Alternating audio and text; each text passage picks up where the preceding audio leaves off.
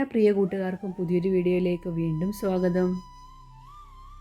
ഇന്നൊരു പലഹാരം റെസിപ്പി ആയാലോ? അതും തൊലി കറുത്തു പോയിട്ടുള്ള പഴം വെച്ചിട്ടാണ് നമ്മൾ ഈ ഒരു പലഹാരം തയ്യാറാക്കി എടുത്തേക്കുന്നത്. ഇത് നമുക്ക് ബ്രേക്ക്ഫാസ്റ്റ് ആയിട്ട് സെർവ് ചെയ്യാം. അതുപോലെ തന്നെ ഈവനിങ്ങിൽ സ്നാക്സ് ആയിട്ട് വേണമെങ്കിലും സെർവ് ചെയ്യാവുന്നതാണ്. അധികം ഓയിലൊന്നും ഇതിനാവശ്യമില്ല.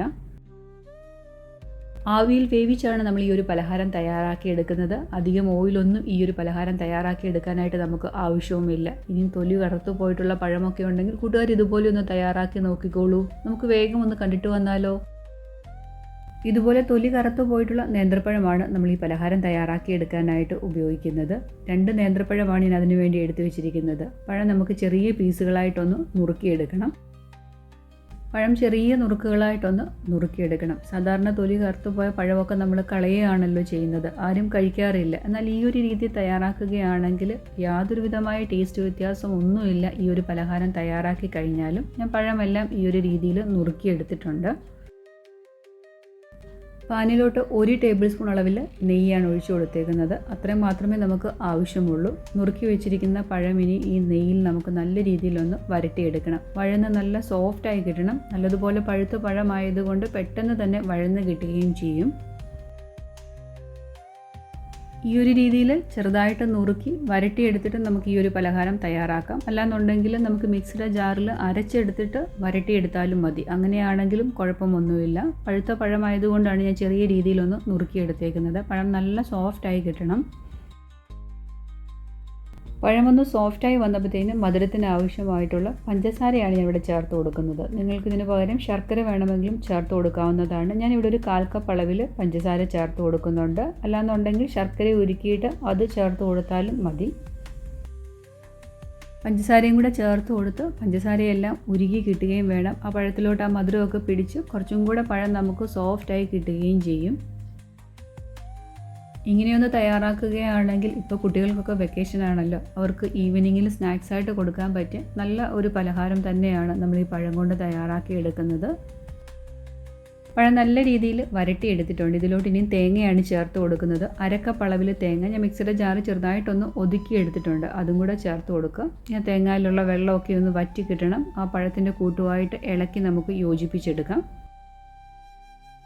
തേങ്ങയൊക്കെ എത്രത്തോളം ചേർത്ത് കൊടുക്കുന്നോ അത്രത്തോളം തന്നെ ടേസ്റ്റ് ആയിരിക്കും പലഹാരത്തിന്. അപ്പം നിങ്ങൾക്ക് ആവശ്യമനുസരിച്ചിട്ട് തേങ്ങ ചേർത്ത് കൊടുക്കാവുന്നതാണ്. പിന്നെ തേങ്ങ എടുക്കുമ്പോൾ അധികം എളുപ്പമല്ലാത്ത നല്ല മൂത്തിട്ടുള്ള തേങ്ങ തന്നെ എടുക്കുക ഈ ഒരു പലഹാരത്തിന്. 1/2 ടീസ്പൂൺ അളവിൽ ഏലക്കാപ്പൊടി ചേർത്ത് കൊടുക്കുന്നുണ്ട്. മധുരം ഒന്ന് ബാലൻസ് ചെയ്യാൻ 1 നുള്ളി ഉപ്പും കൂടെ ചേർത്ത് കൊടുക്കുക. ഇങ്ങനെയൊന്ന് വരട്ടിയെടുക്കുമ്പോൾ ആ ഏലക്കാപ്പൊടിയുടെ മണവും കൂടെ ചേർത്തിട്ട് വരുമ്പോൾ ഒരു പ്രത്യേക ടേസ്റ്റാണ് ഈ ഒരു പലഹാരത്തിന്. ഇതിലോട്ട് നമുക്ക് നട്ട്സൊക്കെ മൂപ്പിച്ച് ചേർക്കാവുന്നതാണ്. നമ്മൾ ആദ്യം നെയ്യ് വരട്ടിയെടുക്കാനായിട്ട് ഉപയോഗിച്ചപ്പോൾ ആ നെയ്ക്കകത്ത് കശുവണ്ടിയൊക്കെ മൂപ്പിച്ചെടുത്താൽ മതി. നട്ട്സൊക്കെ ചേർത്ത് കൊടുത്താൽ ഇത് കഴിക്കുന്ന സമയത്ത് അതും കൂടെ കടിക്കാൻ കിട്ടുമ്പോൾ ഒരു പ്രത്യേക ടേസ്റ്റാണ്. ഞാനിവിടെ നട്ട്സൊന്നും ചേർത്ത് കൊടുക്കുന്നില്ല. ഇനി ആവശ്യമായിട്ടുള്ള അരിപ്പൊടി ചേർത്ത് കൊടുക്കണം. അരിപ്പൊടി കുറേശ്ശെ ചേർത്ത് കൊടുക്കുക. ഈ ഒരു കൂട്ട് നമുക്കൊന്ന് ടൈറ്റായി കിട്ടുന്നതിനനുസരിച്ചിട്ടുള്ള അരിപ്പൊടി ചേർത്ത് കൊടുക്കണം. അപ്പോൾ കുറേശ്ശെ ചേർത്ത് കൊടുത്താലേ അറിയാൻ പറ്റുകയുള്ളൂ കറക്റ്റായിട്ടുള്ളത്. ഞാനിവിടെ ഒരു 1/2 കപ്പ് അരിപ്പൊടിയാണ് എടുത്ത് വെച്ചിരിക്കുന്നത്. നമ്മൾ ഇടിയപ്പം ഒക്കെ തയ്യാറാക്കി എടുക്കുന്ന ആ ഒരു പൊടിയാണ് കുറേശ്ശെയായിട്ട് ചേർത്ത് കൊടുക്കുന്നത്.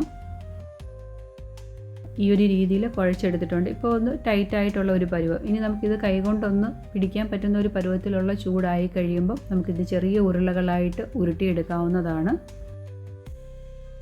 ഈ കൂട്ടിൻ്റെ ചൂടൊക്കെ ആറിയിട്ടുണ്ട്. കയ്യിൽ ലേശം ഓയിലൊന്ന് തടവിയിട്ട് നമുക്ക് ചെറിയ ഉരുളകളായിട്ടൊന്ന് ഉരുട്ടിയെടുക്കണം. മീഡിയം വലുപ്പമുള്ള നെല്ലിക്ക ഉണ്ടല്ലോ, ആ ഒരു വലുപ്പത്തിലാണ് ഉരുട്ടിയെടുക്കുന്നത്. എല്ലാം നമുക്കൊന്ന് ഉരുട്ടിയെടുക്കാവുന്നതാണ്. നല്ല രീതിയിൽ ടൈറ്റായിട്ട് തന്നെ വന്നിട്ടുണ്ട്. നമുക്ക് ഉരുട്ടിയെടുക്കാനൊന്നും പാടൊന്നുമില്ല. ഈ ഒരു രീതിയിൽ ഉരുട്ടിയെടുത്താണ് നമ്മൾ ഈ ഒരു പലഹാരം തയ്യാറാക്കി എടുക്കുന്നത്. അങ്ങനെയാകുമ്പോൾ കുട്ടികൾക്കൊക്കെ കഴിക്കാനും വളരെ ഇഷ്ടമാണ്. അവർ പെറുക്കി പെറുക്കി കഴിക്കുകയും ചെയ്യും ഓരോ ഉരുളകൾ. അപ്പം ഉരുളയുടെ വലുപ്പം നമുക്ക് ഒത്തിരി അങ്ങ് കൂട്ടണ്ട. കാരണം ഇതിലോ ചേർത്ത് കൊടുത്ത അരിപ്പൊടി ഒന്ന് കുക്കായി കിട്ടണം. അപ്പോൾ ചെറിയ ഉരുളകളായിട്ട് ഉരുട്ടിയെടുക്കുന്നതാണ് നല്ലത്. ലേശം തേങ്ങായും 1/4 ടീസ്പൂൺ അളവിൽ എള്ളും കൂടെയാണ് ചേർത്തേക്കുന്നത്. കറുത്ത എള്ള്. ഉരുട്ടി വെച്ചിരിക്കുന്ന ബോൾസ് എല്ലാം നമുക്ക് ഈ തേങ്ങയുടെയും എള്ളിൻ്റെയും കൂട്ടിലൊന്ന് ഉരുട്ടിയെടുക്കണം. ഇങ്ങനെ ചെയ്ത് കഴിഞ്ഞാൽ പലഹാരം കാണാൻ നല്ല ഭംഗിയായിരിക്കും. പിന്നെ ആ തേങ്ങയുടെ ഒരു കോട്ടിങ് കൂടെ ഉള്ളപ്പം ഒരു പ്രത്യേക ടേസ്റ്റും കൂടെ കൂടുതൽ കിട്ടും. ഉരുട്ടിയെടുത്തിരുന്ന ബോൾസ് എല്ലാം തേങ്ങായും എള്ളും ചേർന്നിട്ടുള്ള ആ ഒരു കൂട്ടിൽ ഒന്ന് ചെറുതായിട്ട് റോൾ ചെയ്തെടുത്തിട്ടുണ്ട്. അതിലൊന്ന് പറ്റിപ്പിടിച്ചിരിക്കത്തക്ക രീതിയിൽ ചെറുതായിട്ടൊന്ന് പ്രസ് ചെയ്ത് കൊടുക്കുകയും വേണം. ഇനി നമുക്ക് ആവിയിൽ വേവിച്ചെടുക്കുന്നതിന് വേണ്ടി ഒരു സ്റ്റീൽ പാത്രം എടുത്തിട്ടുണ്ട്. അതിലോട്ട് ലേശം ഓയിലൊന്ന് തടവി കൊടുത്തിട്ടുണ്ട്. ഇനി നമുക്കൊരു 10 മിനിറ്റ് ഒന്ന് ആവി കൊള്ളിച്ചെടുക്കേണ്ട താമസമേ ഉള്ളൂ ഈ ഒരു പലഹാരം.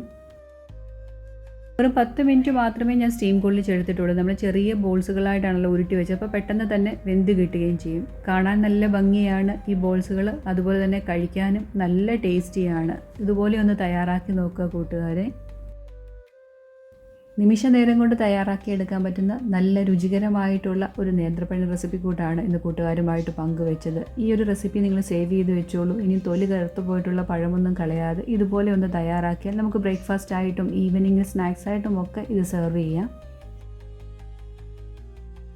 നമ്മൾ കാലത്ത് തയ്യാറാക്കിയാൽ വൈകുന്നേരം വരെ നല്ല സോഫ്റ്റായിട്ട് തന്നെ ഇരിക്കും. ഇത് കട്ട് ചെയ്യുമ്പോഴേ നിങ്ങൾക്ക് മനസ്സിലാകുന്നുണ്ടല്ലോ, നല്ല സോഫ്റ്റാണ്. മധുരമൊക്കെ നമ്മുടെ ടേസ്റ്റിനനുസരിച്ചിട്ട് മാറ്റം വരുത്തി ചേർത്ത് കൊടുക്കുക. പഴത്തിൻ്റെ മധുരം നോക്കിയിട്ട് വേണം ആവശ്യമായിട്ടുള്ള പഞ്ചസാരയാണെങ്കിലും ശർക്കരയാണെങ്കിലും ചേർത്ത് കൊടുക്കാൻ. ഈ കുഞ്ഞു വീഡിയോ ഇവിടം കൊണ്ട് അവസാനിപ്പിക്കുകയാണ്. അടുത്ത ദിവസം ഈസിയും ടേസ്റ്റിയുമായിട്ടുള്ള റെസിപ്പി കൂട്ടുമായിട്ട് വളരെ പെട്ടെന്ന് തന്നെ കൂട്ടുകാരുടെ ഇടയിലേക്ക് വീണ്ടും വരുന്നതാണ്. Thank you for watching.